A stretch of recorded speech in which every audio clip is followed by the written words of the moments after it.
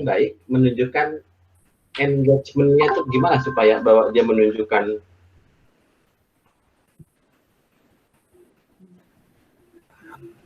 jadi maksudnya kan yang diukur di PE ini result gitu ya? Iya mas, berupa hasil. Kayak nilai gitu mas, nilai tes, nilai ujian. Ya kayak nilai usaha gitu-gitu. Ya. Jadi konsekuensinya adalah ketika nilainya baik, usaha yang dilakukan menunjukkan hasil yang baik, maka artinya engagement-nya tinggi gitu ya? Iya betul mas. Ya oke. Jadi PE oke.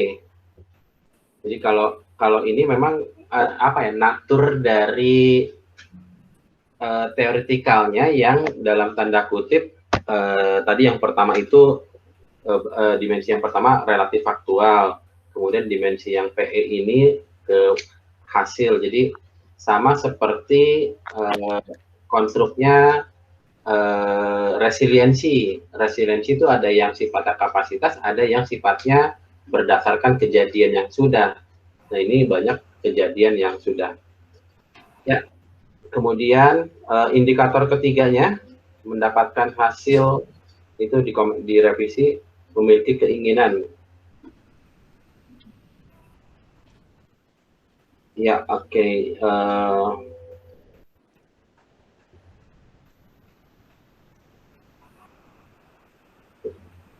Oke nanti apa ya? Saya nggak tahu, mungkin mudah-mudahan nanti di jam 5:15 kita bisa coba nih kalau kelompok mau untuk mencobakan simulasi ya, kan kebetulan populasi tujuan alat ukurnya juga mahasiswa. Jadi yang akan dilakukan minggu depan kita libur, tapi ada progres yang diharapkan dapat dikerjakan yaitu uji keterbacaan. Jadi dalam uji keterbacaan atau readability yang mau dilihat dalam hal ini sejauh mana item yang dibuat mudah untuk dipahami oleh partisipan kita. Boleh tahu di antara kalian ada yang pernah menjadi partisipan uji keterbacaan KAUP angkatan sebelumnya? Belum mas. Saya pernah mas. Iya, boleh cerita apa yang waktu itu diminta dilakukan oleh kakak kelasnya? Waktu itu saya diminta untuk bentuknya kan print ya, jadi langsung isi alat ukur biasanya, biasa aja, tapi di akhir itu ada beberapa pertanyaan tambahan yang saya ingat ditanya kira-kira alat ukur tersebut mengukur konstruk apa. Terus ada juga saran yang bisa diberikan terhadap alat ukur tersebut. Terus apa lagi ya mas? Ada ya lebih ke arah mengevaluasi itu apakah sudah mudah dimengerti atau ada item yang dirasa tidak jelas, seperti itu sih mas, kurang lebih yang saya ingat. Ya itu in general ya, artinya dalam tanda kutip di akhir setelah mengisi dimintakan pendapat umum tentang alat ukurnya.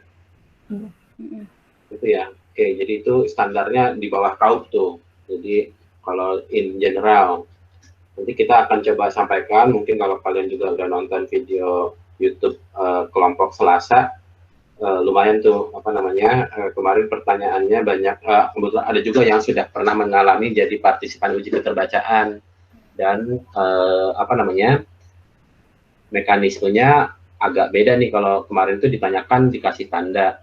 Jadi kemarin apa tahun lalu atau semester lalu tahun lalu lah ya. Artinya kalau KAUP yang sebelumnya kan, yang terakhir sebelumnya kan semester lalu, jadi mungkin masih pandemi gitu ya.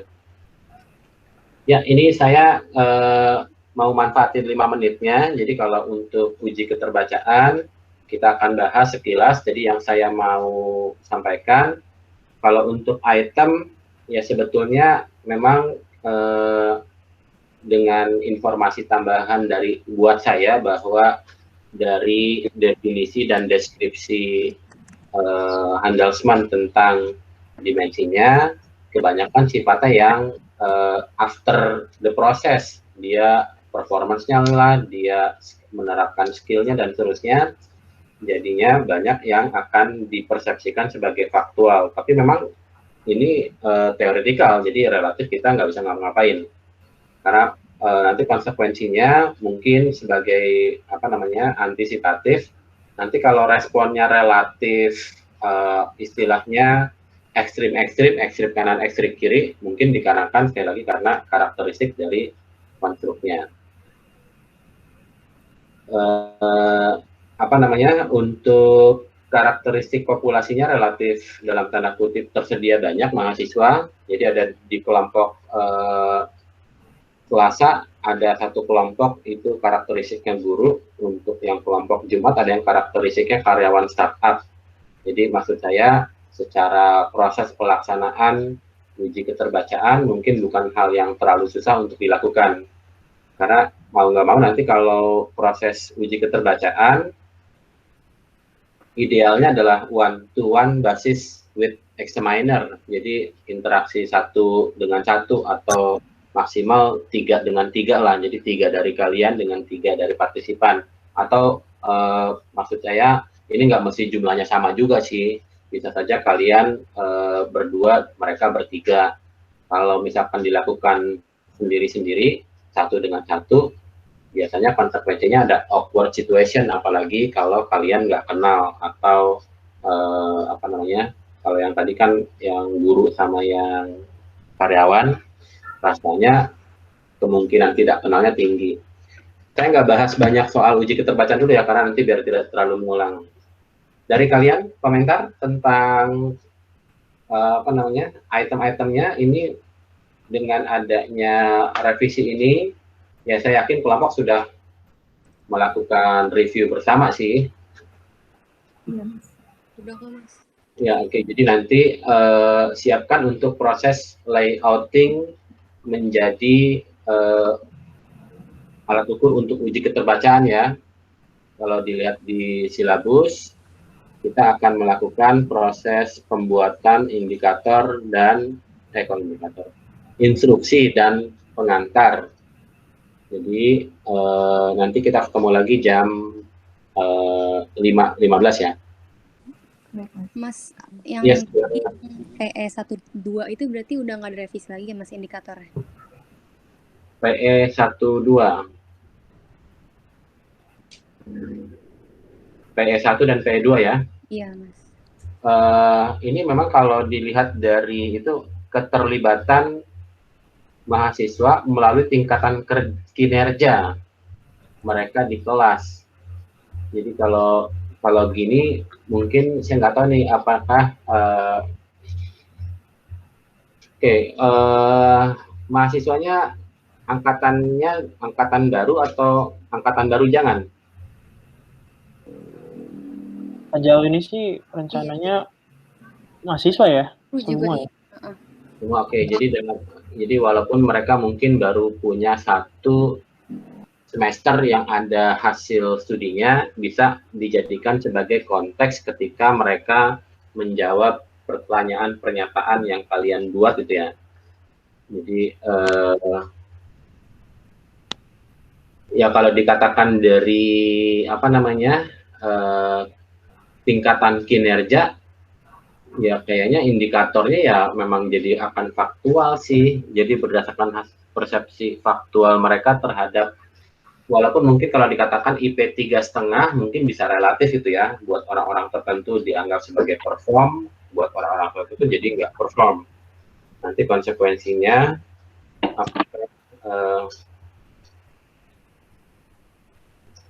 ya ini saya juga mungkin dari Handelsman et al. Ini kalau dilihat sekali lagi dari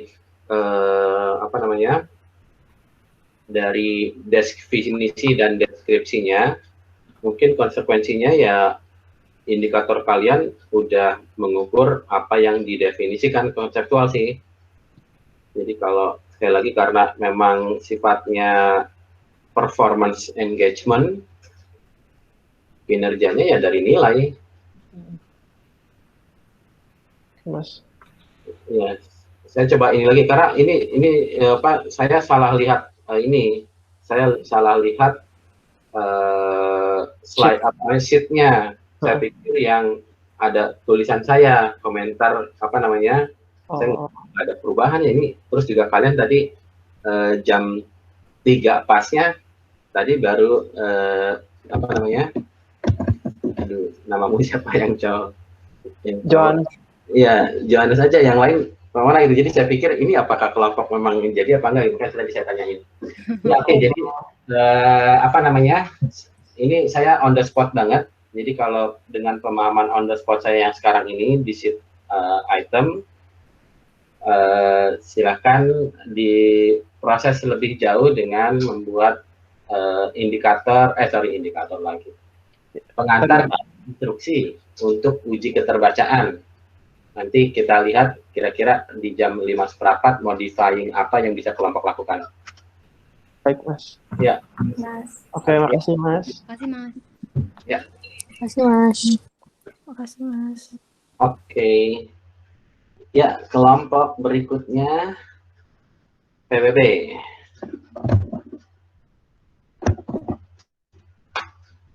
Silakan share screen apa yang kelompok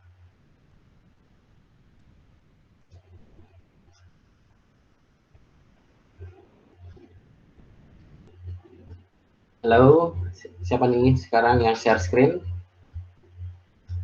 Ya Mas, sebentar ya Mas. Yes. Lagi.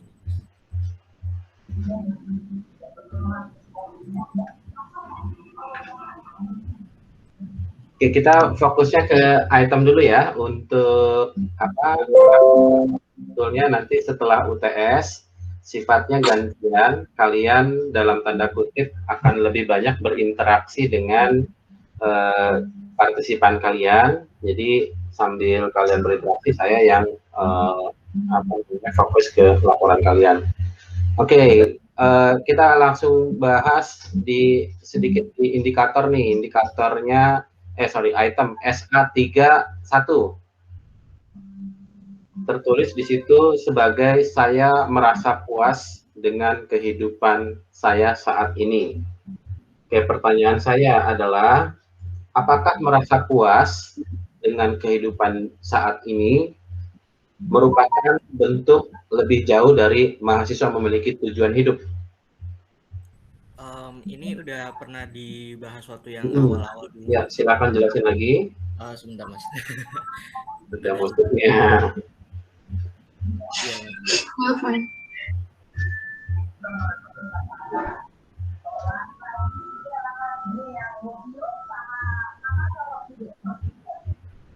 Ya. Ya, pertanyaan saya berikutnya adalah, apakah ini SA3 apa SA4?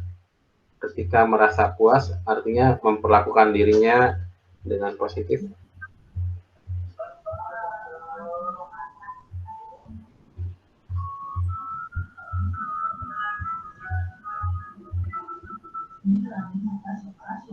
Yang lain boleh ngomong loh.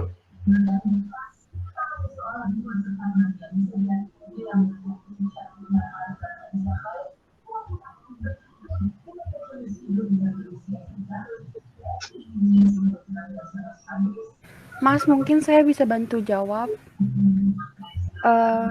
Jadi untuk kalau yang SA ini tuh lebih ke arah dia itu udah puas dengan apa yang dicapai dan segala macam. Sementara kalau buat yang tadi Mas bilang purpose in life itu tuh lebih ke arah saya mempunyai tujuan, tapi itu tuh belum dicapai. Jadi kita belum tahu apakah dia itu udah merasa versi terbaik atau belum, karena dia itu masih bekerja menuju tujuan itu, gitu Mas. Jadi kalau saya merasa puas, lalu saya jawab ya, saya jawabnya 5 atau 6 gitu ya, kalau scale-nya gitu ya. Apakah berarti saya punya tujuan atau tidak punya tujuan lagi? Seperti ini Mas, saya udah ketemu. Jadi waktu self acceptance yang low scorer itu dari low scorer itu ada tulisan kalau misalnya yang low scorer ini adalah orang-orang yang wishes to be different gitu Mas. Jadi dia berharap untuk menjadi berbeda dari yang sekarang kayak itu, dari segi kehidupannya yang sekarang. Makanya kami memasukkan yang saya merasa puas dengan kehidupan saya saat ini itu untuk ke SA3 di mana itu apa namanya indikatornya itu seputar kepuasan diri dan nggak berusaha buat jadi orang lain kayak gitu mas. Yang mau padankan sebetulnya puas dengan tujuan sih. Jadi apakah kalau orang puas berarti tujuan? Oh iya. Ya oke. Jadi penjelasan sih namanya minta kalian menjelaskan walaupun ini ingatnya. Oke, sama A32 saya merasa tidak senang. Jadi tidak senang, puas, kontradiktif tuh ya, opposite-nya, tapi balik lagi ke tujuan. Jadi maksud saya bahas SA3 ini itemnya di mana letak tujuannya gitu ya.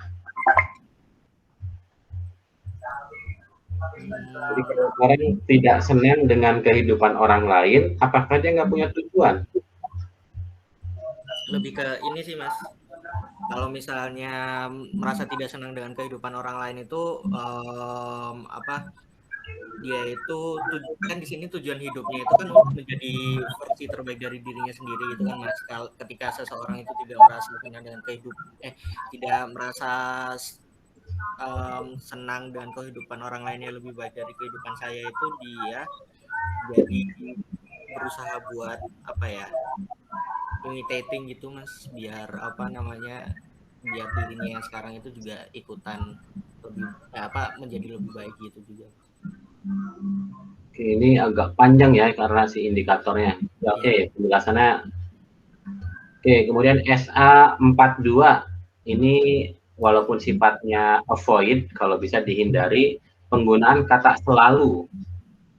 Jadi kalau dibilang selalu sekali aja enggak, maka jadinya tidak gitu. Atau selalunya dihapus mungkin. Kan walaupun sebetulnya sekali lagi yang 14 kriteria informal penulisan item, avoid, use always, none, never gitu. Kalau bisa. Saya kalau mungkin konsekuensinya kalau memang ingin ditekankan masalah frekuensinya, mungkin bisa diganti yang satu level di bawahnya, misalkan saya sering, atau bisa juga dihapus saya menjaga kesehatan jasmani, tapi ini ditambah lagi dan ada kata dannya nih. Saya suka baca buku dan nonton film. Kalau yang satu iya, yang satu enggak, maka bingung jawabnya apa ya gitu. Jadi rohaninya pilih salah satu aja gitu ya mas, antara jasmani dan rohani gitu. Sebetulnya enggak kalau misalkan dibilang pilih, kalau memang mau dua-duanya, kenapa enggak jadi 2 item? Ini saya juga nggak tahu nih, kelompok kayaknya tersetting jumlah itemnya itu selalu 2 gitu ya. Jadi sebetulnya usually but not always the draft version twice as the final version. Kalau misalkan dalam hal ini terkait dengan psychological well-being, saya mungkin nggak tahu kalau dikatakan prefer, mungkin lebih ke aspek rohaninya ya. Cuma kalau menggunakan aspek penulisan kata rohani, saya nggak tahu kira-kira, walaupun nanti dilihat lagi ya di dalam uji keterbacaan, biasanya orang kalau dibilang rohani itu biasanya religiusitas itu ya. Yeah. Jadi kira-kira kalau kita mungkin akan lebih umum menyebutnya sebagai kesehatan mental gitu. Tapi nanti jawaban yang lebih akurat ada di pada saat uji keterbacaan ya. Ini hanya concern hal-hal yang memungkinkan kira-kira bakal terjadi nanti. Iya, Mas. Dari penulisan. SA51 mungkin typo, menunjukkan itu K-nya 2. Oh iya. Kemudian PR11, saya berperan aktif. Ini berperan aktif tuh contohnya kayak gimana ya? Berperan aktif tuh jadi aktivis, atau bisa nggak dia hanya bersosialisasi tapi nggak aktif gitu? Di sini yang dimaksud itu lebih ke sosialisasi secara aktif sih mas, soalnya di dalam ya, bisa nggak bersosialisasi tapi nggak aktif? Mungkin lebih karena yang di indikatornya adalah senang bersosialisasi, bukan bersosialisasi secara aktif. Oh iya.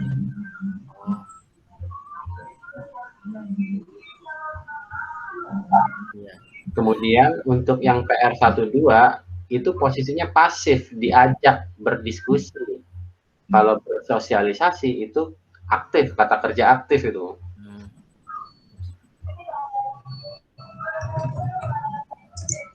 Oke, PR21. Saya memiliki orang lain yang dapat dipercaya. Jadi dalam hal ini dipercaya itu memberi kepercayaan kepada orang lain. Kira-kira beda apa enggak ya? Balik lagi katanya aktif memberi, ini dipercaya. Dapat dipercaya itu lebih ke gimana ya? Ketika apakah seseorang yang memiliki orang lain yang dapat dipercaya, artinya dia merasa nyaman dalam memberi kepercayaan kepada orang lain. Saya mikirnya seperti ini, Mas. Jadi ketika saya nyaman dalam memberi kepercayaan kepada orang lain itu tentunya ada seseorang yang saya percaya, yang dapat dipercaya gitu, Mas. Kalau misalnya saya dari awal sudah tidak nyaman dalam memberi kepercayaan kepada orang lain, secara otomatis nggak punya orang yang dipercaya juga gitu.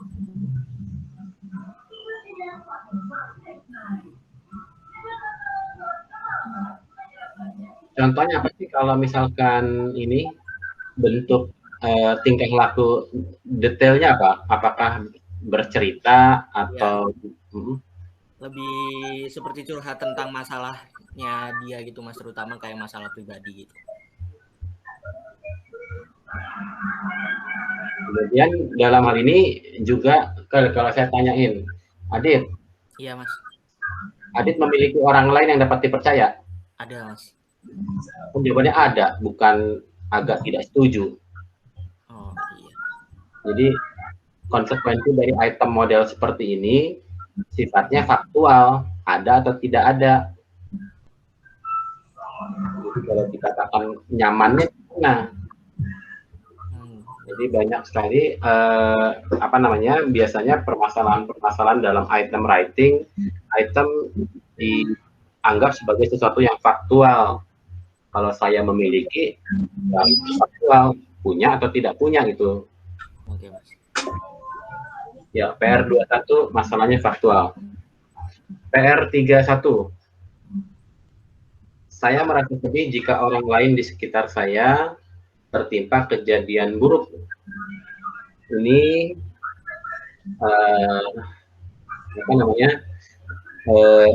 hampir dapat dipastikan cenderung disetujui oleh banyak orang. Nah, kira-kira ya walaupun sebetulnya ya ini gimana lagi? Kira-kira ada nggak item yang dapat memberikan respon yang bervariatif tetapi tidak keluar dari indikatornya?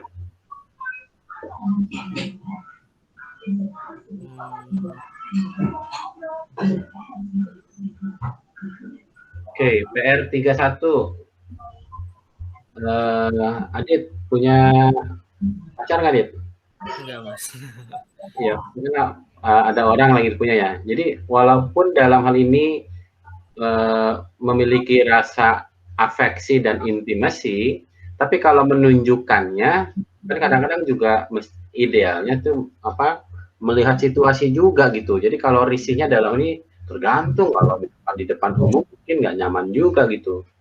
Nah, kira-kira gimana caranya supaya menunjukkan afeksi dan intimasi, tapi dalam tanda kutip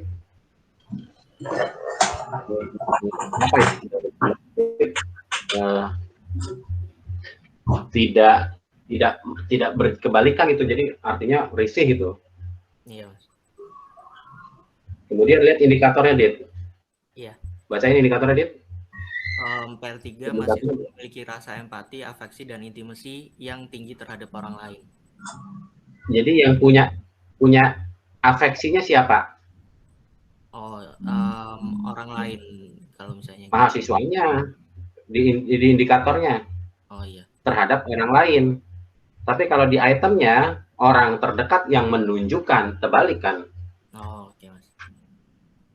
Posisi subjeknya berbeda di dalam indikator dan item. PR 41. Kalau itu sifatnya penilaian untuk PR 41. Tapi kalau misalkan PR 4, indikatornya itu tindak lanjut konkret.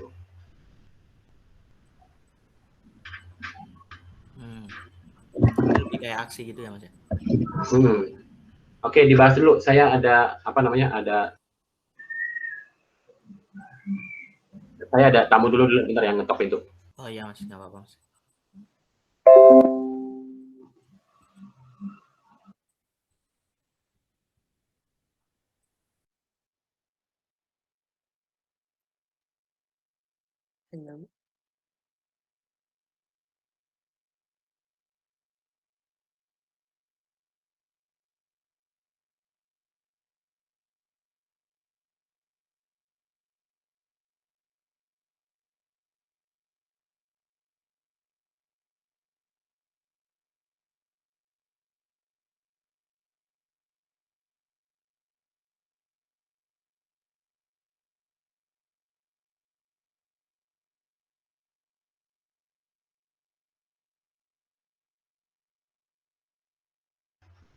Kayaknya nggak ada pembahasan ya.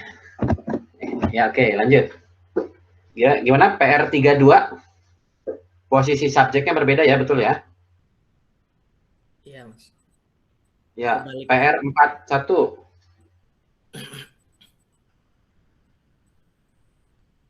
Ini saya lihatnya di laptop saya. Saya pakai 2 laptop. PR 1 itu dalam hal ini yang kira-kira apakah kalau misalkan sikap terhadap kegiatan amal bakti sosial, kira-kira dalam hal ini beda nggak dengan yang dilakukan? Kalau misalnya yang saya pikirkan itu dengan adanya sikap antipati itu secara udah pasti dia tidak ikut kegiatannya itu Mas.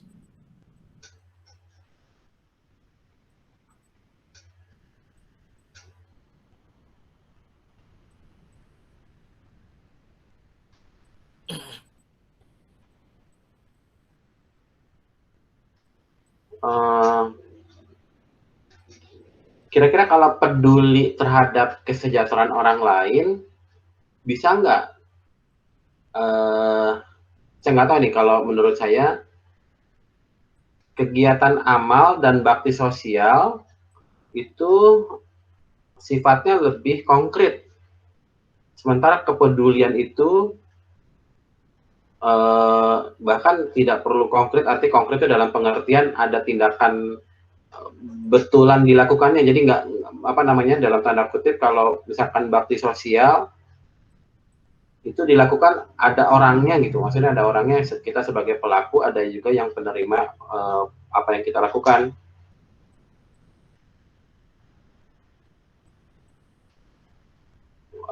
Kira-kira ada nggak contoh lain yang dalam tanda kutip lebih general dibanding amal ataupun bakti sosial tuh? Jadi misalkan kepeduliannya yang lebih general, misalkan ya apalah gitu ya, silakan cari lagi. PR 51. Saya suka mengajak orang lain untuk mencari solusi terhadap suatu permasalahan bersama. Oke, kalau saya tanyakan, boleh yang gantian sama ya, Adit gantian? Oke, Mas. Kompromi itu apa sih, kompromi? Yang lain boleh? Mungkin kerjaan itu apa namanya? Ami dulu deh. Ami dulu. Kayak kerjasama gitu, Mas. Iya, kita lihat di kamus bahasa Indonesia ya. Saya lagi buka kamus nih. Koneksinya kenapa pelan banget? Ya. Oke, jadi kalau dibilang kompromi, apakah ketika mengajak orang lain untuk mencari masalah, mencari solusi masalah, itu adalah kompromi? Kalau menurut saya iya Mas, soalnya kalau di KBBI kan kayak persetujuan damai ya. iya, atau saling mengurangi persengketaan gitu Mas. Terus aksinya kita tuh ngajak orang lain gitu untuk berkompromi, cari solusi dengan jalan damai gitu Mas. Saya kebayangnya gini, saya kan di lingkungan tempat saya tinggal, saya pengelola lingkungan, saya sekretaris RW. Jadi dalam hal ini masalah bersama tuh misalkan masalah sampah gitu, tapi bukan kompromi gitu, karena memang dalam hal ini bukan ada yang mesti dilakukan dengan jalan damai atau mengurangi tuntutan, nggak ada. Jadi operasionalisasi kompromi ini buat saya nggak terlalu real, karena masalah bersama itu misalkan ya, contoh konkretnya gimana? Misalkan kalau saya pengen menandai PR5 ini untuk uji keterbacaan, sekarang jam 3.52, selain kalian nggak ada lagi ya anggota kelompok lain ya? Ya oke, nanti kita tunggu ya, kita pending ya IPR 51 ya, nunggu kelompok berikutnya kan kalian jeda 15 menit ya, nggak jadi. Jadi maksudnya ada jelas. Jadi yang ingin saya lakukan adalah uji keterbacaan untuk item PR 51 itu orang lain menangkapnya seperti apa. Oke, nanti kita pending ya untuk sampai jam 5.15. Oke. Ingatin ya, nanti takut saya lupa. A22, saya tidak mengubah pendapat saya hanya karena berbeda sendiri dengan orang lain. Jadi, menurut kelompok, kenapa ini merupakan item untuk indikator mahasiswa menetap pada pendirian? Karena menurut saya dan kelompok saya, pendirian pribadi itu kayak persepsi kita, pendapat kita terhadap sesuatu gitu. Nah, persepsi kita ini nggak akan berubah walaupun ada pengaruh dari orang lain, walaupun berbeda dari pandangan orang lain gitu, Mas. Oke, jadi ini kayak tegar pendirian. Ini tuh untuk apa sih? Self-determination. Kan di dalam hal ini ada di dalam apa sih namanya? Saya lupa lagi ya. Otonomi itu dimensi. Dalam dimensi otonomi ini ada meliputi 3 aspek: self-determination, kemandirian, dan regulasi tingkah laku. Untuk A2 masuk yang mana?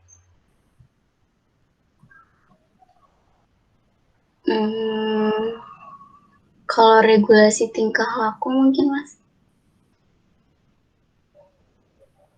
Oke, ini kan ada 3 aspek gitu ya. Jadi kalau dioperasionalisasikan, sekarang saya minta coba dari kelompok A1, A2, A3, A4 itu untuk self-determination, kemandirian, atau regulasi tingkah laku.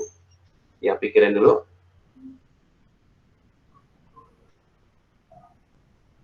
A1. Kemandirian. Yang lain ada yang berbeda nggak?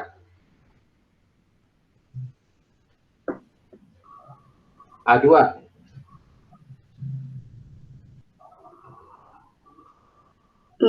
Regulasi tingkah laku. Yang lain? Kalau saya yang A2 itu lebih ke keteguhan diri gitu, Mas. Kayak apa namanya? Itu yang aspeknya. Kan aspeknya 3 tuh di dimensinya. Self-determination, kemandirian, regulasi tingkah laku. Ini ke self-determination, Mas, berarti. Tuh, kalau beda gimana tuh? Ini mas saya lebih ke Dion self-determination, soalnya yang regulasi tingkah laku kayaknya lebih ke A3. Ya, jadi memang tidak masalah sih kalau misalkan 3 aspek menjadi 5 indikator itu ya, tapi yang jelas harus ada wakil-wakilnya. Kenapa dalam hal ini saya tadi tanyain, tapi jangan juga jomplang, misalkan posisinya 3-1-1 gitu dari yang 5 ini. Kalau 2-1-1 masih oke. Oke, jadi kalau misalkan dalam hal ini dianggap bahwa mahasiswa tidak mengubah pendapatnya,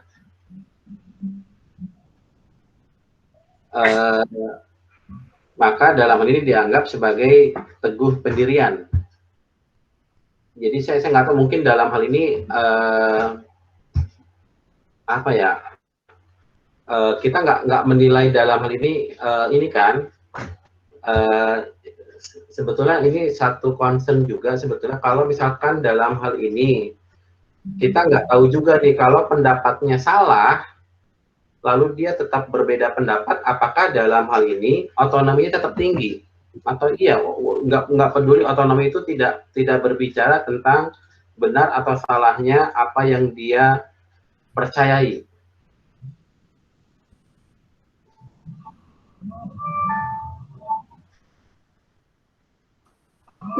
Kalau menurut saya lebih ke keteguhan pendapat dia yang dia internalisasikan ke dirinya gitu loh mas. Ya, jadi whatever apa continuum right or wrong-nya ini dalam hal ini nggak masalah ya. Oke, jadi sekali lagi perspektif saya sebagai dari test taker. Jadi kalau misalkan dalam hal ini yang saya lakukan, saya mencoba untuk membayangkan opposite position dari meaning apa yang kemungkinan jawabannya. Jadi sebetulnya yang mau saya tanyakan, kalau dijawab ya, yaitu gampangnya adalah ketika kalau kontinuum yang 1 sampai 6 dijawab ya itu ketika jawabnya 5 atau 6 gitu, maka kira-kira apakah tetap tinggi juga nggak si otonominya? Jadi kalau dikatakan bahwa dalam hal ini terlepas dari benar atau salahnya pendapat yang dimiliki oleh seseorang, maka dalam hal ini itu otonomi. Ya, oke. Sementara saya pindah lagi ya. EM22. Kalau punya banyak tugas, lalu dia kewalahan, bukankah hal yang wajar? Environmental mastery. Nah, kira-kira bagaimana dalam hal ini terkendali? Jadi wajar kan kalau banyak tugas lalu kewalahan? Wajar mas, tapi mungkin lebih ke cara dia coping kewalahannya, mengendalikan kewalahannya itu mas. Gimana supaya dalam hal ini lebih menggambarkan environmental mastery?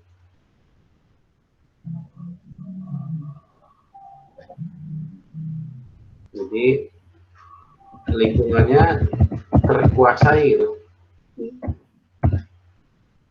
Mungkin saya tidak bisa mengendalikan rasa kelelahan saya ketika mendapatkan banyak tugas gitu mas.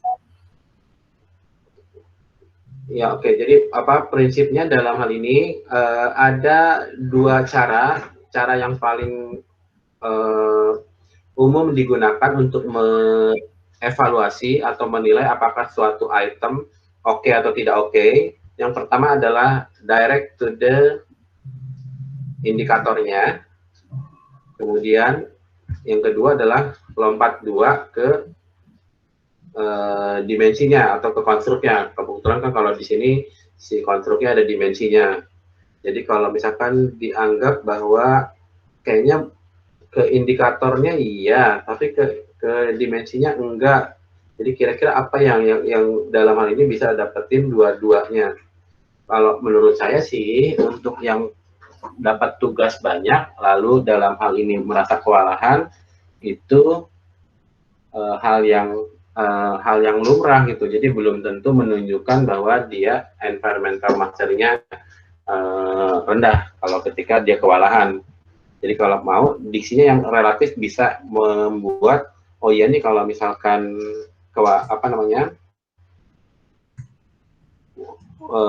ada narasi kalimat yang lain, biasanya kalau di dalam item yang menjadi penentu itu adalah adjektifnya, kata sifatnya. Di sini kan kata sifatnya adalah kewalahan itu. Tapi kondisinya adalah tugas yang banyak. Kira-kira kalau misalkan ini kan diberikan kepada mahasiswa gitu ya. Kira-kira kalau misalkan tugas kuliah akan jadi beda nggak?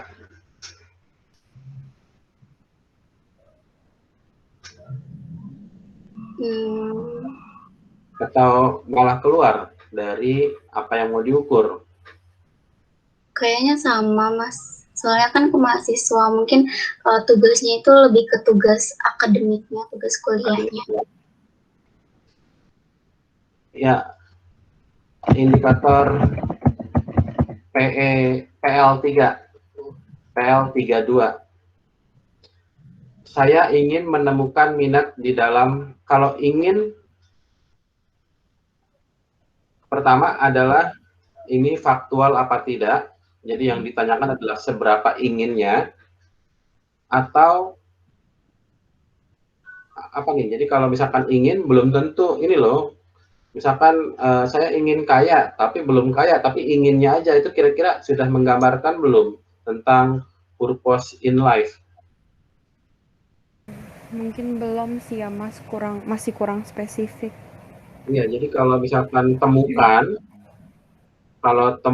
itu lebih baik dibanding cari.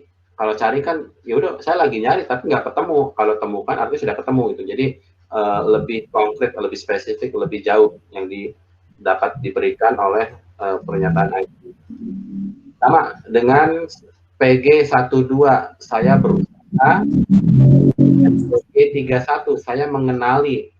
Jadi dalam hal ini sifatnya ingin berusaha mengenali, tapi apakah sudah kejadian atau belum?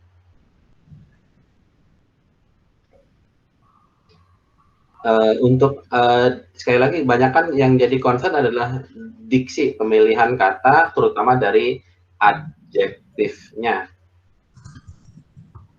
Jadi kalau adjektifnya itu tidak, apa ya istilahnya, mungkin kalau istilah beberapa orang-orang psikometri bilangnya tidak tajam nih, spesifik pada suatu hal tertentu.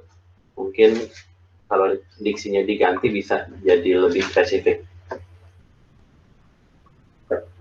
Oke, memang untuk hari ini kita akan bahas terutama di uji keterbacaan supaya tidak mengulang, dan kebetulan secara waktu juga udah jam 4 lewat. Jadi nanti kita akan bahas uji keterbacaan jam 5:15 ya. Secara apa namanya istilahnya kesulitan pengambilan data kelompok relatif mudah karena populasi tujuan alat ukurnya adalah mahasiswa. Ada yang mau ditanyain kelompok? Silakan.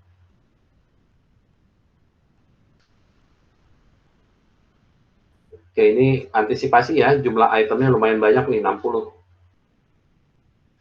Nanti konsekuensinya pada saat uji keterbacaan mungkin dicari cara yang lebih bisa membuat partisipan uji keterbacaannya tetap optimal.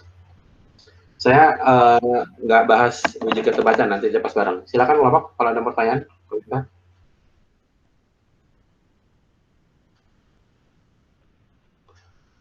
Oke, ketemu lagi nanti jam 5:15 ya. Thank you. Terima kasih juga ya Mas. Terima kasih, Mas. Terima kasih, Mas.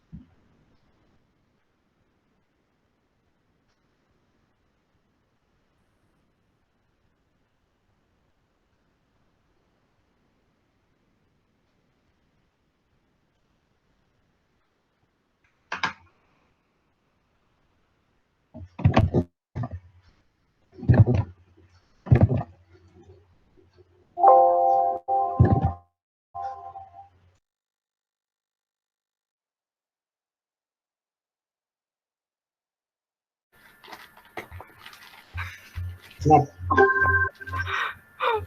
Mas, saya diganti sama Wilda aja nih, Mas. ya, silakan. Laporan dulu juga boleh nih, lebih ini deh, lebih general ya. Dan mungkin manfaatin 30 menit.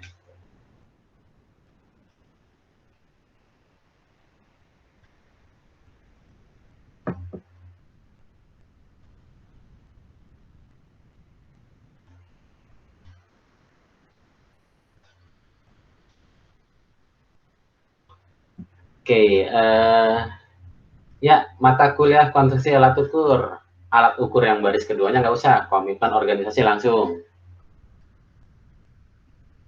Ya, kemudian nama saya nggak usah ada, jadi ini nggak pakai ini. Kemudian daftar isi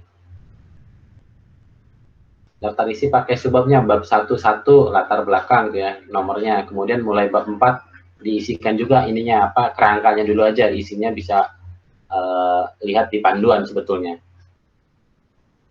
Oke, komentar? Gampang ya, masih ini ya, masih teksnya. Oke, bab subbab 1 latar belakang, paragraf 1 agak diperbesar boleh nggak, yang si apa navigasinya di kiri bisa dihilangkan biar bisa kelihatan. Perkembangan perekonomian pasca COVID-19. Menurut saya pasca itu artinya udah selesai. Pasca sarjana sudah selesai sarjananya. Nah, kira-kira apakah dalam hal ini sekarang tuh pasca atau masih? Ya, oke. Masih sih, Mas. Ya. Kemudian tren kewirausahaan. Kewirausahaan ini sebagai dalam tanda kutip konstruk atau sebagai apa istilahnya ya? Sebagai pekerjaan. Kewirausahaan. Kalau kean kan kata benda ya. Kalau wirausaha ya kata benda tapi orang gitu. Sebenarnya lebih maksudnya yang ini sih Mas, yang buka usaha, yang jadi entrepreneur gitu. Jadi kalau dilihat kan di situ tulisannya tren kewirausahaan. Kemudian melonjaknya pendaftaran wirausaha UMKM. Jadi ini apa ya? Menurut saya Schneider dan Subham tuh nggak bahas UMKM tuh. Betul ya? Penulisan referensi. Jadi menurut saya Schneider dan Subham itu untuk kalimat yang mana, Purnomo Usman Asita untuk yang mana gitu ya? Mendingan dipisah aja kali ya Mas untuk itu. Iya, jadi dalam satu kalimat itu mungkin aja ada dari sejumlah referensi. Krisis COVID itu belum selesai, jadi ini belum setelah krisis COVID. Apakah krisis atau bukan? Kemudian referensi Sandi Desember 2020 itu pakai Desembernya atau pakai ini nih? Pakai tahunnya atau hal ini itu apa tuh? Hal ini tuh dua hal ya. Peningkatan kewirausahaan, melonjaknya angka. Gitu. Jadi kalau misalkan kalimat dengan referensi, kalimat itu harusnya minimal mengandung dua dalam tanda kutip variabel. Nah, yang referensinya Sandi, hal ininya tuh apa tuh? Karena tidak spesifik mengacu kemana. Oh, itu lebih ke kewirausahaan sih Mas, dan ya ini cakup artikel berita aja sebenarnya. Ya, oke. Jadi konsekuensi mungkin penulisan. Jadi kalau misalkan apa istilahnya ada kutipan atau ada sitasi, jadi itu yang diminta adalah kalau ada katakanlah theoretical. Jadi misalkan kalau theoretical itu hubungan antar variabel gitu. Jadi ini akan mempengaruhi itu. Jadi ini baru di kutipan. Tapi kalau misalkan hal ini terimbas, nah, ini tuh mengacu kemana sebaiknya dituliskan karena dia di dalam kalimat berbeda. Kemudian baris berikutnya setelah Vita et al. 2020, sebetulnya memang ada perbedaan pendapat sih. Penulisan et al. Atau DKK itu, penulisan pertama kalinya, ini kan Gaultier dan Vita et al. Itu penulisan pertama kalinya. Apakah dituliskan lengkap apa tidak? Ada juga yang pendapatnya bilang kalau penulisnya lebih dari 3, 4, 5 atau berapa itu dituliskan langsung et al. Walaupun dituliskan pertama kali. Oke, di masa revolusi 4.0 ini kalau saya baca di masa itu artinya kayaknya kita sudah berada di setelah 4.0. Jadi kira-kira kalau kita masih berada di 4.0 kira-kira diganti sejak itu gimana? Iya, kemudian perkembangan internet dan teknologi digital membuat perubahan di berbagai sektor. Perubahan ini bisa nggak katanya lebih spesifik dari sekedar perubahan? Perubahan seperti apa yang terjadi? Karena kalau seperti ini perubahan yang dalam tanda kutip negatif pun juga merupakan perubahan. Jadi dispesifikasikan ke arah apa perubahannya. Kemudian 2223 mungkin kita nggak mengenal, ya kalian nulisnya memang italic sih, startup gitu, italic pakai S gitu. Sementara kan kita di bahasa Indonesia nggak mengenal jumlah itu pakai jamak gitu ya. Oke, paragraf berikutnya. Paragraf berikutnya adalah karakteristik dari perusahaan startup. Itu ya, startup dari angka 50, 100, 500 itu oke lah sebagai apa namanya gambaran suatu perusahaan, suatu instansi dianggap sebagai startup. Jadi dalam hal ini ada dua hal, yaitu terkait dengan orientasinya dan validasi model bisnisnya. Sebetulnya saya nggak terlalu masalah dengan isinya sih, tetapi yang dalam tanda kutip menurut saya agak kurang adalah kita bicaranya pengukuran terhadap individual karyawan. Individual karyawan itu sementara kalian banyaknya bicaranya tentang perusahaannya secara umum, secara general, perusahaan kenapa tadi yang karakteristik startup itu ya. Jadi kalau menurut saya, apa yang dilakukan oleh karyawan startup dalam pekerjaannya sebagai karyawan startup itu masih kurang tergambarkan. Apalagi yang berkaitan dengan apa yang mau kalian ukur, yaitu komitmen organisasi. Belum terlihat di dalam uraiannya ada istilah kalau di latar belakang itu adalah gap situation, apalagi kita mau bikin KAUP. Gap situation yang dimaksud adalah apa yang diharapkan terjadi dengan apa yang aktual terjadi. Jadi kalau dalam hal ini dilihat dari fenomena yang ada, kelompok lebih banyak fokusnya, kalau menurut saya yang pertama dari perspektif perusahaan startupnya, yang kedua dari alat ukurnya. Alat ukurnya dalam hal ini dalam tanda kutip kritisi terhadap teorinya Allen and Meyer, karena mungkin dalam hal ini adanya tidak konsisten di hari pertama kerja, 3 bulan pertama, 6 bulan pertama kerja, kemudian yang afektif dengan yang normatif, nanti konsepnya banyak dibahas di paragraf-paragraf bawahnya. Ya, komentar dulu dari kalian. Mungkin mau nanya sih, Mas. Ya, tadi kan sebenarnya perlu kan kita lebih banyak bahas tentang behavior-nya karyawan di startup.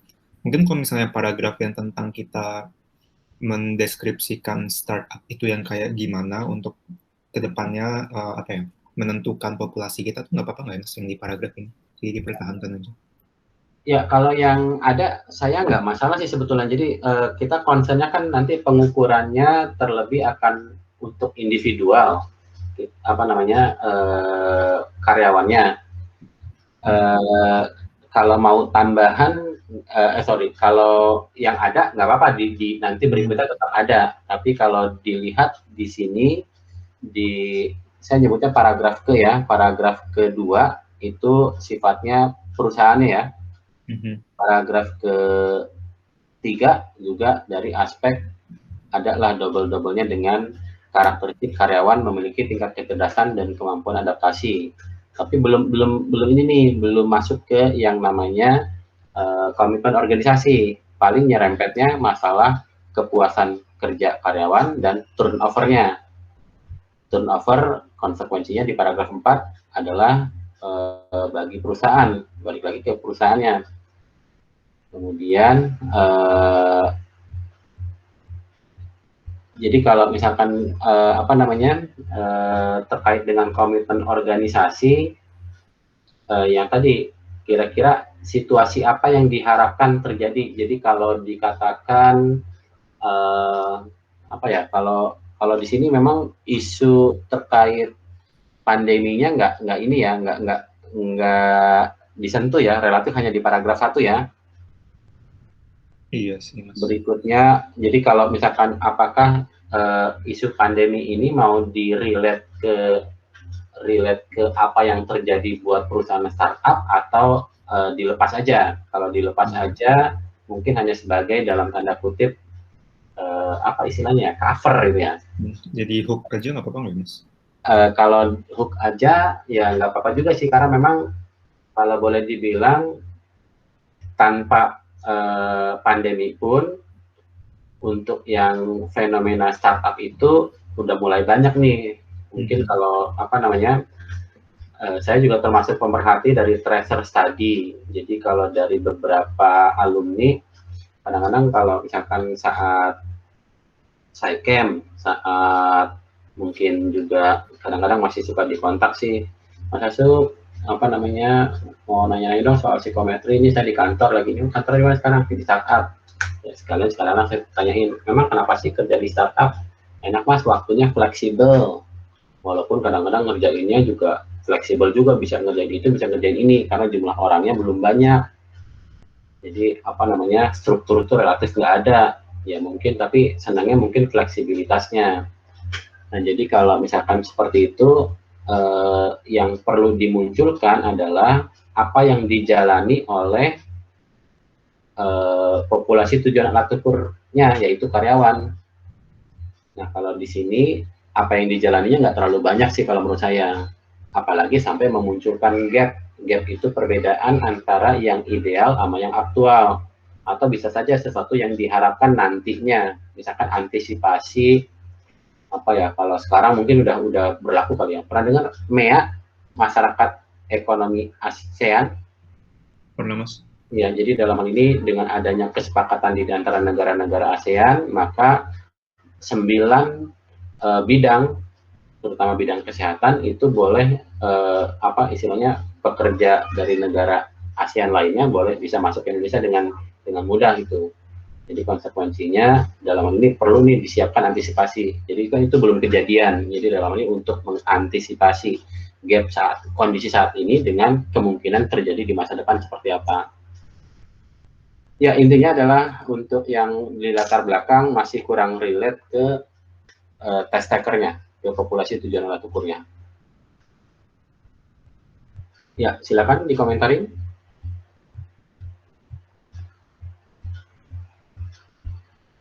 Ya, oke. Dari saya, oke sih Mas, setuju banget sebenarnya. Masih banyak yang kurang itu. Cuma dari yang lainnya gimana? Sama sih, kayak masih bisa ditambahin. Ya. Jemput tangan. Untuk limitasi dari alat ukur, sekali lagi memang boleh juga sih di sini. Cuma apa ya? Ya, walaupun sebetulnya kelompok memasukkan aspek yang baru nih, mencoba untuk memasukkan kaitan dengan budaya Indonesia, di mana pengaruh keluarga sangat erat dalam kehidupan sehari-hari apa namanya orang Indonesia itu, termasuk saudara jauhnya. Nah ini saya juga apa namanya yang menjadi konsep ya, menjadi dalam tanda kutip mungkin jadinya aneh gitu ya. Mayer and Allen punya limitasi, tapi kalian tetap pakai, itu gimana tuh? Sebenarnya dari limitasinya justru kita kan pengen, sebenarnya limitasi yang dari Mayer Allen ini kan sebenarnya lebih ke, kalau yang sistem budaya itu kita mau angkat supaya menyesuaikan dengan budaya kita kan Mas, makanya limitasi dari Mayer Allen kita jadikan kelebihan untuk alat ukur yang akan kita buat gitu. Ya, nah, jadi kayak gitu. Ya, jadi apa namanya, agak gimana caranya kalian nanti dalam tanda kutip sebetulnya kan memang kalau modal dasar dari pembuatan alat ukur itu dari teoretikal yang dipakai. Jadi kalau misalkan dalam hal ini dalam tanda kutip ada apa ya istilahnya ya, modify, bukan saya nggak tahu apakah penambahan konteks keluarga ini adalah modifying atau kelompok menganggap bahwa ada aspek apa ya, nggak tahu kalau boleh dikatakan pengaruh keluarga ini lebih berat ke apa, normatif atau apa dibanding ke afektif ataupun ke kontinuan. Iya Mas, lebih ke normatifnya. Sebenarnya di continuance juga bisa sih, tapi kan kemarin kita sempat revisi lagi ya, yang karena takutnya jadi apa sih, kita ngebahas konsep komitmen organisasi, tapi ntar ngelempet lagi ke gimana ya kemarin, intinya kalau kerugian yang continuance itu nggak bisa langsung dicap kerugian hubungan interpersonal, karena sebenarnya itu dari rugi materi dulu gitu. Itu yang kemarin dapat komen dari Mas Asuf itu, sebenarnya awalnya yang mau kita jadiin apa ya, gebrakan baru di alat ukur kita, yang modifnya di situ. Iya ya. Ya oke, jadi ini apa ada oke sambil jalan ya, karena memang kalau boleh dikatakan untuk laporan saya agak megangnya 2 minggu terakhir, nanti kita sambil jalan karena memang saya lebih menekankan ke alat ukurnya dulu supaya nanti setelah alat ukurnya sudah proses uji keterbacaan dan nanti pengambilan data, akan lebih banyak kalian berinteraksinya dengan eksternal, dengan pengambilan data dengan partisipan dibanding dengan kelasnya. Nanti di situ udah mulai saya lebih banyak ke laporan. Untuk berikutnya nanti saya sebetulnya udah ini sih nulisin pakai, tapi masih pakai kode warna sih saya, nggak pakai apa komen lebih senang kalau ngomong langsung kayak sekarang. Untuk masalah penelitian, masalah keempat itu apa? Kok sikap individu ya? Masalah penelitian sebab 1.2, masalah keempat itu sikap individu apa maksudnya?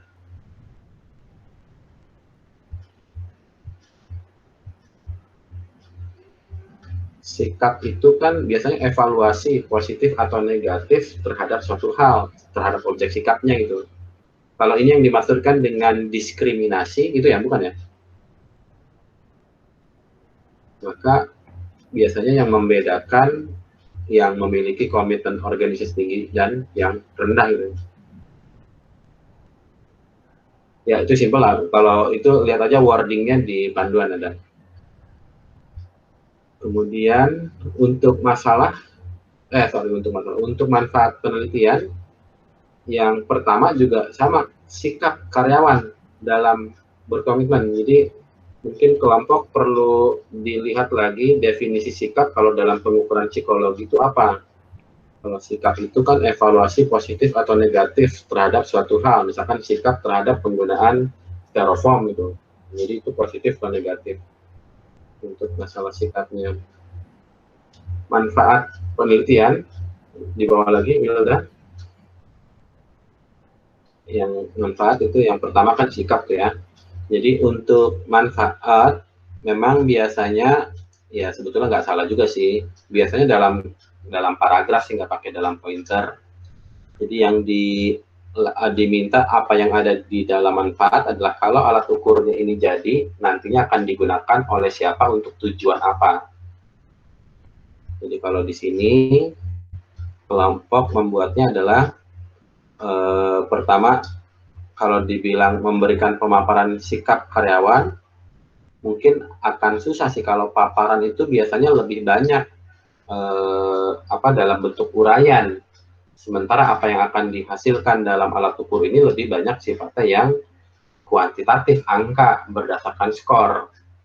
Jadi kalau misalkan dalam hal ini pemaparan sikap karyawan, kayaknya nggak bisa didapatkan nih di dalam KUP ini, karena sifatnya pemaparan itu harusnya berupa uraian. Menjadi data pendukung objektif, decision making, penyelesaian masalah, komitmen organisasi. Data pendukung, oke lah. Nah, jadi dalam hal ini, walaupun sebetulnya agak aneh juga sih, kalau di dalam startup yang karyawannya cuma sedikit, lalu ini jadi data pendukung untuk penyelesaian masalah gitu. Jadi ya walaupun sebetulnya nggak masalah sih apa yang kita tuliskan dalam tanda kutip relatif klise, tapi mungkin bisa dilakukan. Misalkan kalau klise itu untuk masuk arsitektur di teknik UI perlu kemampuan spasial, tapi UI hanya membolehkan ujian itu untuk S1 itu hanya yang dari UI aja, fakultas atau departemen atau prodi tidak boleh melakukan seleksi tambahan kalau di S1. Kalau di S2 ada tambahan wawancara atau apa gitu ya. Jadi klise tapi mungkin untuk dilakukan. Sisanya oke. Untuk yang masalah 3, 4. Untuk di dalam penulisan komitmen organisasi, ya relatif kelompok tidak banyak menyebutkan dari tokoh lainnya, karena mungkin yang dibahas di paragraf 3, side batch itu tetap nggak lepas dari Mayer and Allen-nya gitu. Ya, pembahasannya lumayan banyak untuk teoretikalnya, dan sifatnya lebih banyak ke sifatnya review teori ya. Review teori bahkan memberikan argumentasi penilaian tentang theoretical Mayer and Allen. Komentar dari kelompok? Saya menghindari bahas uji keterbacaan dulu sebetulnya. Mungkin mau nanya sih Mas, karena sifatnya nge-review teori sebenarnya nggak apa-apa nggak sih Mas kalau kita komprehensif ini ngebahasnya? Takutnya kan nanti malah jadi terlalu panjang gitu. Kalau terlalu panjang, mungkin jawaban cepatnya iya. Sebetulnya kalau mulai semester kemarin, KAUP itu berlakunya lokal kelas. Lokal kelas itu kalau sebelum angkatan 2017, KAUP itu lintas kelas. Lintas kelas itu baik dalam pengertian kan pernah dengar ya ujian komprehensif itu ya. Ujiannya dilakukan dengan cara langsung lisan. Kemudian dengan 2 penguji, kemudian printed di print, nanti ada batasan halaman. Nah kalau sekarang memang satu sisi kita akan lokal kelas. Saya sih sebetulnya nggak terlalu masalah banget kalau halamannya jadi nambah banyak, tapi kalau bisa dikurangin dikit, misalkan kalau yang dulu kan maksimal 30. Jadi kalau ini bayangan saya nanti prosesnya akan relatif sama dengan walaupun nanti di bab 3, bab 4, bab 5 itu cenderung banyak dari aspek ininya, aspek kuantitatifnya, ya rasanya sekarang udah agak kebanyakan sih. Sekarang aja posisinya 27 halaman ya. Jadi kalau dibuat 30 baru 3, ini juga bab 3-nya juga belum ya. Relatif baru bab 2 gitu ya. Ya kalau dikatakan review theoretical sebetulnya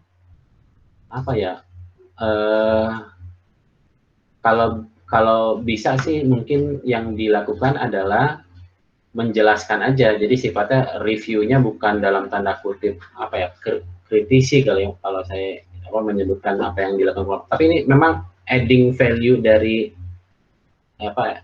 kelebihan dari kelompok kalian melakukan review. Ketika kita bisa melakukan review kan artinya apa yang kita pahami sudah lebih banyak dari yang disyaratkan. Yang di KAUP ini yang disyaratkan untuk bab 2 itu hanya dalam tanda kutip menyebutkan teorinya ada apa saja. Tahapan lebih tingginya adalah menentukan teori mana yang dipakai untuk menjadi dasar penyusunan alat ukur. Jadi kalau sampai membandingkan sampai kelemahannya apa, ya kalau dibilang nilai tambah, tapi konsekuensi halaman jadi banyak. Mungkin sekali lagi nanti akan lebih banyak saya bahas setelah UTS. Mungkin 3 minggu, 4 minggu setelah UTS akan banyak terkait dengan makalah. Sementara kalian banyak bekerja di luar dengan pihak keluar. Oke, kita nunggu yang lain berdatangan. Silakan kalau ada pertanyaan komentar lagi. Adit, siapin tadi Adit ya satu item yang ini kelompok psychological well-being. Oke, Mas. Ya. Oke, kelompok juga ini siapa nanti intinya Google Form-nya. Karena yang saya lihat Google Form dari kelompok bukan untuk uji keterbacaan. Nanti modify sedikit ya. Silakan kalau ada pertanyaan sambil nunggu waktunya 15.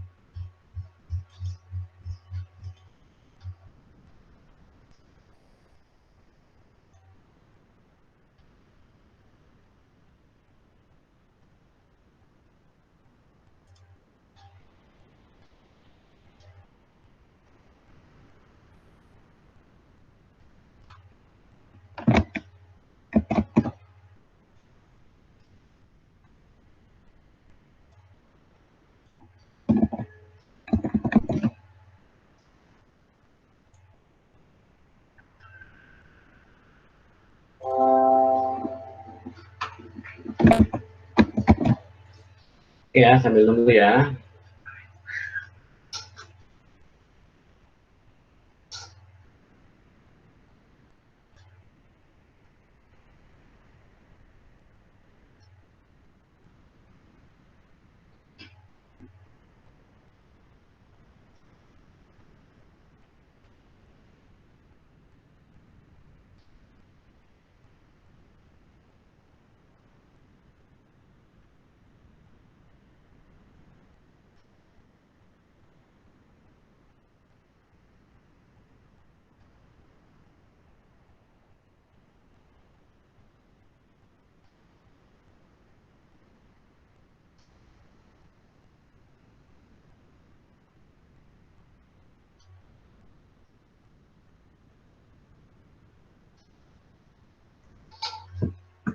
Oke, yang lain minta teman-temannya gabung lagi.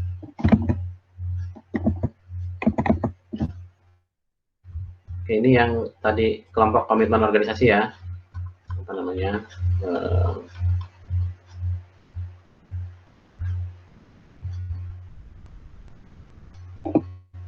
Oh ya, satu lagi untuk yang ini, untuk kan kelompok mau pada karyawan, tapi dengan adanya penelitian Van der Bilt ini, ketidakstabilannya, nanti kelompok mau yang usia bekerja berapa tuh? Kemudian untuk yang ini, tadi yang saya komentarin. Ya, nanti ini ada rekamannya ya. Mas, mungkin karena populasi pada startup itu umurnya perlu dispesify lagi nggak sih, Mas? Nah, tadi dengan konsekuensi antara baru kerja 3 bulan, 6 bulan, itu apa pengaruhnya terhadap komitmen organisasinya? Kalau continuance udah bisa ya, tapi kalau afektif sama normatif belum ya? Iya sih, Mas. Kalau itu dari kelompok, kalau nggak salah belum kami diskusin sih, Mas. Mungkin perlu kami diskusin lagi sih untuk batasan usia. Ya, sambil ya nunggu berdatangan. Jadi hari ini Jumat 9 April, yang disampaikan dalam hal ini lebih ke alat ukur sebetulnya. Jadi ini karena rutinitas, jadi semua kelompok aja. Jadi nanti konsekuensinya tadi berasa ada beberapa kelompok bahasnya nggak terlalu banyak sebetulnya. Kemudian beralih ke laporan. Jadi yang diminta berikutnya adalah melakukan uji keterbacaan atau disebut juga sebagai qualitative item analysis, di mana yang akan dilakukan adalah menguji apakah item yang kita buat ini sudah oke atau belum. Untuk pengantar sama instruksi akan tergantung dari uji keterbacaannya mau seperti apa gitu ya. Oke, jadi kita lihat dulu apa itu item analisis kualitatif. Dalam qualitative item analysis sebetulnya ada 3 pihak nih yang melakukannya. Item analisis pastinya kalian, kita sebagai test developer itu melakukannya dengan cara ketika kita membuat indikator, kita lalu membuat item, maka sebetulnya proses yang dilakukan itu secara kualitatif dengan cara diskusi brainstorming lah istilahnya, dimana memang konteksnya lebih banyak menggunakan non-verbal, non-numerical atau lebih banyak ke verbal. Jadi ini non-statistical gitu ya, yang mau dilihat. Kemudian apa yang dilakukan lagi, kalau tadi dari test developernya, yang berikutnya bisa juga dari expert panel. Jadi ada yang sifatnya expert panel, expert panel, tapi ini melibatkannya dengan orang-orang yang dikatakan expert. Ini memang agak susahnya siapa expertnya di bidang tertentu. Jadi dengan demikian kita di KAUP ini relatif dilepaskan dengan menganggap kalian di dalam kelompok masing-masing merupakan expert karena kalian baca, saling mereview dari apa yang dibuat temennya, lalu direvisi, lalu dikerjain lagi, lalu berkali-kali gitu ya. Jadi sekali lagi pihaknya test developer, expert panel, kemudian mana banyak kan kalau sorry. Bentar, saya halamannya saya kecilin dikit.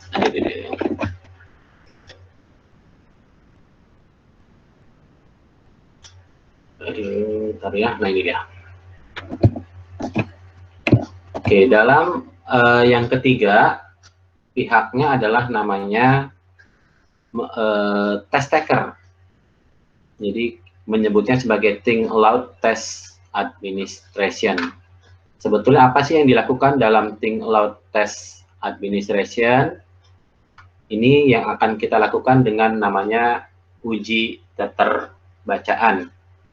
Dalam uji keterbacaan yang akan dilakukan adalah, ini ada banyak, tapi kita bukan yang ini nih, karena kalau ini sifatnya general kepada seluruh itemnya. Tapi kita mau melakukannya dalam hal ini adalah kita akan melakukan uji keterbacaan di mana yang akan dilakukan adalah one-to-one basis with examiner. Jadi saya bicara kondisi ideal dulu ya. Kondisi idealnya adalah test developer kalian melakukan wawancara lisan dengan test takernya, di mana test taker atau examinis diminta untuk mengerjakan tesnya dahulu. Jadi formatnya seperti apa? Formatnya kurang lebih sama seperti format pengambilan data yang sesungguhnya. Perbedaannya adalah kalau pada pengambilan data yang nanti, yang istilahnya yang kuantitatif, yang kita ambil hanya responnya aja. Tapi kalau di sini, respon yang kita harapkan adalah respon to each item. Kita concernnya memang dalam hal ini dalam personality. Apa yang akan dilakukan dalam personality, bagaimana test taker dalam menginterpretasikan setiap item ya, bukan general sekali lagi, persepsi, interpretasi, dan respon terhadap itemnya. Komentar dulu sejauh ini. Ya, Adit, silakan Dit. Di satu item yang tadi Dit. Adit siapin dulu di Microsoft Word, copy paste satu item yang tadi. Saya lupa item berapa Dit. Oke, Mas. Boleh minta ini ya, saya senang nih kalau ngobrol sama Astung nih. Astung boleh nanti jadi ini ya, jadi menilai apa yang Astung persepsikan tentang item yang ada. Nanti berikutnya saya tanya lebih jauh interpretasi dan respon item. Ya, Dit, silakan share screen, Dit. Tapi itu dulu di Word dulu, jangan kelihatan semuanya. Cuma satu item aja kok. Oke, Mas. Udah kok, Mas. Ya, silakan share screen.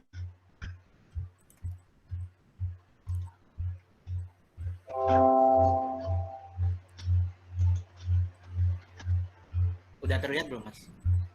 Belum di saya. Oh, belum ya? Oh, sebentar, Mas. Ya, diperbesar view-nya, Dit. Font-nya juga, view-nya dan font-nya. Font-nya juga. Yang ini atau bukan ya? Ya udah deh, nggak apa-apa deh. Oke. Astung, boleh ngobrol? Oke. Ya, Mas. silakan baca, Astung. Saya think aloud gitu ya, Mas? Yes. Oke. Saya suka mengajak orang lain untuk mencari solusi terhadap suatu permasalahan bersama. Oke, apa yang Astung persepsikan tentang narasi item ini? Apapun, silakan. Mungkin saya langsung mikir, ada kemungkinan ini antara permasalahannya itu bisa masalah sosial, saya punya kesalahpahaman, punya konflik sama orang itu, atau kayak masalah profesional nih, saya punya pekerjaan bareng dia dan kita perlu memecahkannya, atau mungkin permasalahan yang di luar hubungan kita, misalnya kayak ada permasalahan politik, permasalahan negara, terus kita brainstorming sebenarnya bagaimana sih solusinya gitu. Jadi mungkin itu saya jadi agak bingung sih, ini jenis masalah yang kayak apa gitu. Oke, jadi dalam hal ini menurut Astung bisa masalah yang dialami oleh Astung, dan bisa juga masalah yang besar, misalkan masalah besar itu masalah di lingkungannya, masalah negara mungkin, politik lah, apapun gitu ya. Iya, gitu. Ya, jadi bisa ada dua hal atau ada hal lain lagi. Oh, mungkin juga dari wording sih. Ini terhadap suatu permasalahan bersama. Ini tuh saya bisa ngira bersamanya itu apakah ini masalah bersama atau menyelesaikan, mencarinya yang bersama begitu sih. Oke, silakan kelompok psychological well-being komentari. Ini simulasi ya, tapi simulasinya simulasi ngasal sih karena cuma langsung satu item tanpa format itu. Oke. Kira-kira apa yang disampaikan Astung ada nggak yang di luar maksud kelompok buat item ini? Yang di luar maksud tadi itu cuman permasalahan yang kayak permasalahan nasional gitu tadi sih Mas. Kalau misalnya permasalahan yang sebelum-sebelumnya personal dengan orang lain gitu ya? Iya, itu termasuk ke apa yang kami mau sampaikan sih Mas sebenarnya. Nah, kira-kira gimana supaya dalam hal ini apa yang dipersepsikan oleh test taker sesuai dengan yang dimaksudkan oleh kelompok, jadi tidak melebar ke masalah di luar dirinya gitu, karena di luar dirinya kan artinya nggak terlibat dianya. Ya, agak lama sih memang untuk mengerjakannya gitu ya. Oke, jadi silakan langsung aja deh. Kira-kira kalau mau direvisi gimana nih? Oke, kita simulasi. Langsung aja nggak apa-apa, ini apa namanya? Terhadap suatu permasalahan di dalam hubungan gitu Mas, biar benar-benar dalam ya, hubungan. Silakan. Jadi konteksnya ini sebetulnya masalah yang dimana dia terlibat gitu ya? Iya. Dan orang lain itu juga terlibat gitu Mas, jadi hubungan.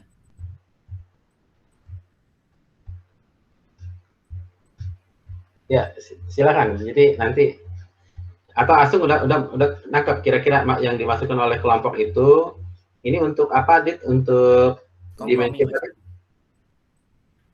kompromi. Jadi sejauh mana dalam hal ini seseorang dapat berkompromi terhadap dengan orang lain terhadap masalah yang dia miliki gitu, kurang lebih gitu sih. Gimana? Asung kira-kira udah punya gambaran sebetulnya yang diharapkan kelompok tuh narasi item, bukan narasinya, maksud item itu seperti apa? Oh iya, udah cukup nangkep sih Mas. Mungkin yang saya tadi sempat bingung juga, yang sukanya itu suka dalam sering atau? Ya, oke. Sama kayak gini, pertanyaannya sering juga. Saya suka ikan. Suka sama ikan atau suka makan ikan? Nah, suka di sini suka yang mana, Dit? Mas, maaf Mas, kepencet. Ya, nggak apa-apa. Bentar Mas. Ya, suka di sini apa? Senang atau melakukannya berapa kali gitu? Sering gitu? Lebih ke senang melakukan itu seringnya sih Mas. Kayak kalau misalnya ada permasalahan gitu, dia bakal langsung kalau ada permasalahan bersama gitu, dia bakal langsung berusaha untuk mencari solusi tapi bersama gitu Mas. Soalnya kan permasalahannya bersama. Kira-kira diksi nih. Jadi apa namanya? Masalah klasik kalau di dalam pembuatan item tipikal adalah diksi yang adjektifnya. Ini kan suka nih. Adjektifnya suka nih. Nah, kira-kira supaya sesuai dengan apa yang dimaksudkan kelompok, suka di sini tuh apa gantinya? Silakan kelompok ini anggota yang lain ya. ini dari tadi juru bicaranya Adit terus nih. Nggak apa-apa juga sih. Iya Mas, mungkin jadi diganti kayak saya sering mengajak orang lain untuk mencari solusi terhadap suatu permasalahan dalam hubungan gitu Mas. Ya, oke. Jadi apa namanya, adjektifnya diganti dengan sering gitu ya. Frekuensi ya. Iya Mas. Jadi memang kadang-kadang dilematis juga pengukurannya, mau pakai frekuensi, amplitudo yang paling sering, karena yang diukur di sini adalah kesesuaian antara pernyataan dengan dirinya gitu ya. Dit, langsung diedit atau ya oke, di sini. Oke. Jadi balik lagi, dalam hal ini yang dipersepsikan oleh test taker tuh apa? Yang kedua, kadang-kadang memang bisa didouble, persepsi, interpretasi.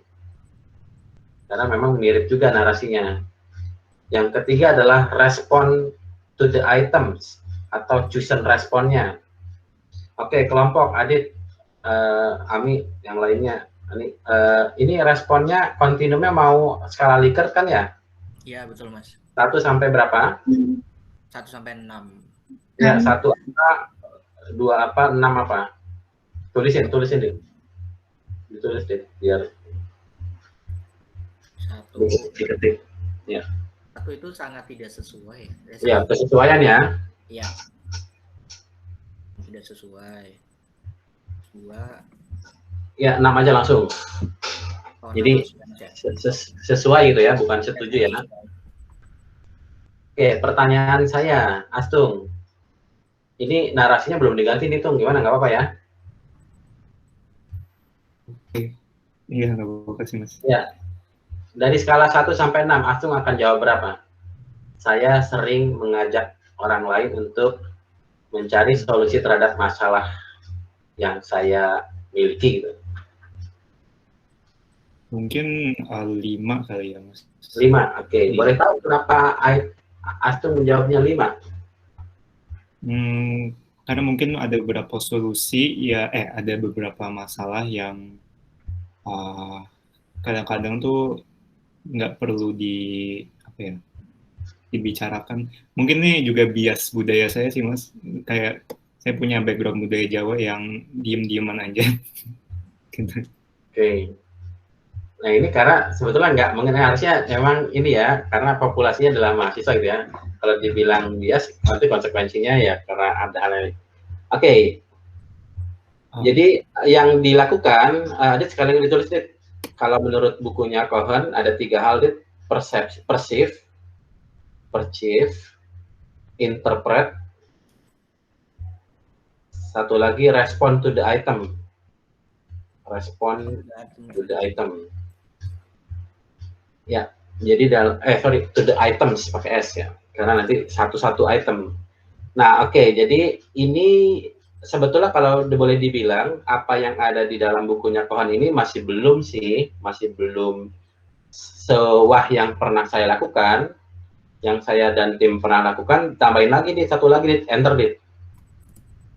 Parafrase dit. Oke, Astung, bisa nggak Astung membuat kalimat lain? Oh, izin keluar. Oh, maaf ya Mas, boleh izin nggak? Ya, boleh, silakan. Makasih ya, Mas. Ya, sayang. Mungkin boleh saya gantiin, Mas. Oke, ya, thank you. Oke, silakan, Anan. Buat kalimat lain yang meaning-nya sama dengan kalimat item. Dit, kalimat item mana, Dit? Benerin, Dit. Ada 2 kata tuh, Dit. Yang ini, Mas. Ya, yang enggak bukan Dit, hapus, Dit. Ya, silakan, Anan. Buat kalimat lain yang memiliki makna yang sama dengan kalimat itemnya.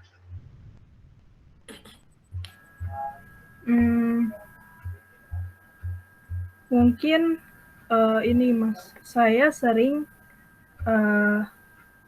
berkompromi dengan orang lain untuk menyelesaikan masalah. Kalau seperti itu gimana Mas? Ya, oke. Ini nggak ada benar atau salah ya, karena nanti yang menilai adalah kelompok masing-masing. Oke, yang berikutnya, buat kalimat yang meaningnya berbeda, tapi bukan pakai kata negasinya, tidak gitu ya. Saya tidak sering atau jarang gitu.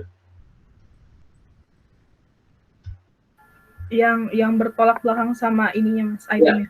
Ya, parafrase tapinya. Gimana ya? Mungkin saya cenderung menyelesaikan masalah dengan cara saya sendiri. Ya, oke. Nah, ini jadi ini yang boleh dikatakan strateginya ya yang memungkinkan untuk dilakukan dengan waktu yang ada. Ya, mungkin waktu itu saya bisa melakukan sampai sejauh ini, tapi memang takes time. Satu item itu bisa 10 menit. Dan ini each item, satu item. Nah, permasalahannya kelompok psychological well-being punya 60 item. Mau berapa lama ngerjainnya gitu ya. Nah, ini yang saya maksud dengan standar di atas KAUP. Nah, kira-kira kelompok silakan konsekuensi waktu, terutama apalagi buat kelompoknya Anan, karena kelompoknya Anan partisipannya adalah karyawan startup yang mungkin secara usia, secara mungkin aktivitas relatif agak susah lah ya. Nah, sekarang gimana dengan standar KAUP? Standar KAUP adalah hanya ingin memastikan bahwa itemnya mudah tidak untuk dipahami. Jadi, kelompok komitmen organisasi, coba dibukain itunya, Google Form-nya. Dari minggu lalu kelompok udah buat sebetulnya, tapi nggak saya bahas. Ya, Adit, thank you, Adit.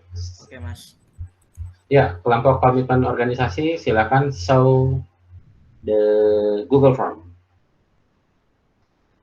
Jadi yang sudah dibuat per kemarin siang, saya buka, masih bentuknya pengambilan data.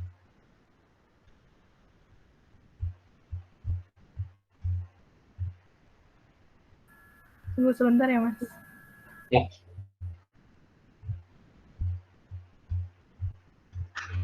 Oke, jadi dalam hal ini kalau mengenai instruksi, tergantung apa yang kita minta nih sebetulnya. Kalau mintanya sampai kayak tadi, mungkin posisinya nggak enak pakai Google Form. Yang ideal, sekali lagi, one-to-one basis interaction with the examiner. Jadi, wawancara satu-satu. Control plus, Wilda. Control plus. Ya, gedein lagi. Ya, oke. Jadi dalam hal ini pengantarnya. Saya skip dulu ya, pengantarnya. Ya, silakan. Data partisipan. Kalau dalam uji keterbacaan tidak perlu untuk data partisipannya. Nanti bisa di-keep buat yang berikutnya aja. Oke, sekarang itemnya kita lihat. Kelompok langsung seperti mengisikan kuesioner yang sesungguhnya gitu ya. Di mana letak uji keterbacaannya kalau saya lihat belum. Pada bagian ini Anda diberikan 3 ya, terus bawa lagi. Ya, item 1 ini, item untuk uji keterbacaannya di mana? Nggak ada ya? Iya, Mas, belum ada. Ya, jadi dalam hal ini, kan ini ada responnya tuh, 1, 2, 3, 4, 5, 6. Sebetulnya tadi fungsi chosen respon, saya tanyain ke Astung, dari 1 sampai 6, Astung jawabnya 5. Maksudnya adalah, bisa nggak kita menilai ini sebagai test developer? Kan tadi diminta untuk interpretasi, kemudian mungkin pakai parafrase atau pendapatnya tentang item itu. Lalu kita lihat jawabannya nyambung apa enggak ya? Kalau misalkan jawabannya ceritanya betul, tapi jawabannya ternyata kok rendah. Misalkan yang paling klasik lah kalau di psikologi itu emosi. Orang mungkin bilangnya emosi itu marah gitu. Atau orang yang mudah terbawa emosi gitu. Jadi kan kalau emosi itu mellow lah gitu. Jadi dalam hal ini kita dalam chosen respon itu yang mau dilihat adalah appropriateness, sejauh mana respon yang dipilih sesuai dengan yang dia persepsikan. Kan kita bisa lihat responnya nyambung apa nggak nyambung gitu ya. Nah, kalau untuk KAUP, chosen respon tidak terlalu diperlukan. Yang diminta di kaup ini adalah apakah itemnya mudah atau tidak untuk dipahami, itu aja. Jadi jadi kalau misalkan seperti itu, gimana nih caranya untuk dibuatkan dalam format kuesioner uji keterbacaan. Jadi yang pasti ada alat ukurnya, itemnya apa saja, lalu ada informasi yang dimintakan, itemnya mudah tidak untuk dipahami. Caranya gimana? Ya mungkin kalau pakai Google Form, tambahin lagi tuh di antara item 1, item 2, Wilda bisa langsung nggak? Insert item. Klik di item satunya.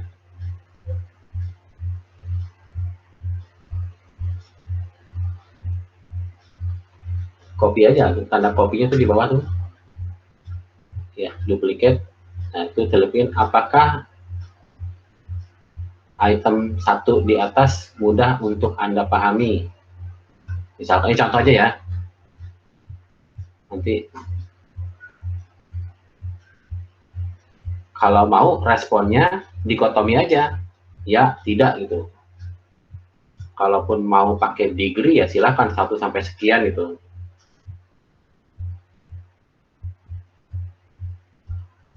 Ya terserah, ya tidak gitu.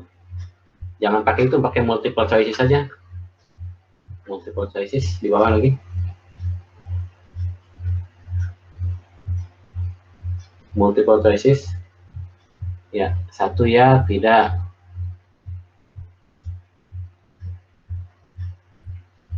Enter. Ya. Ini versi kaup ya, sederhana banget. Yang other-nya hapus. Kemudian kalau berikutnya tambahin lagi Wilda, di duplicate lagi.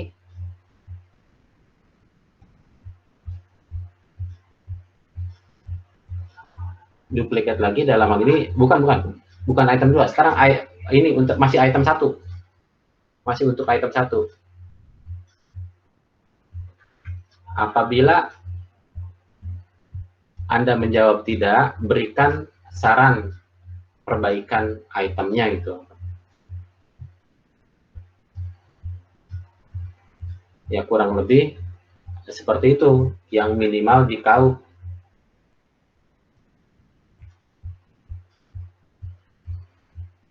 Komentar dulu sejauh ini.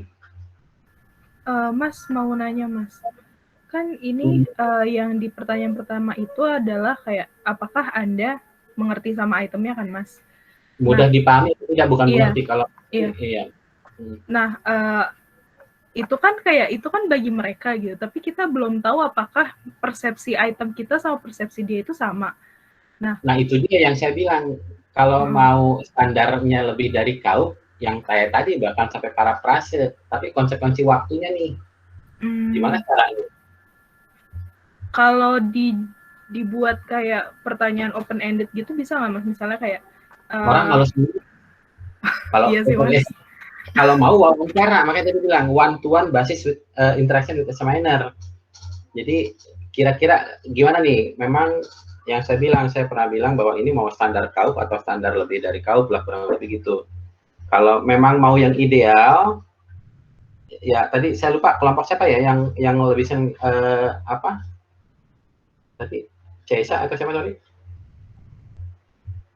Kalau Cesa kelompok kelas saya. Aulia? Iya Mas. Siapa tadi? Pernah punya pengalaman itu ya. Jadi kan memang lebih enak dengan proses wawancara gitu ya.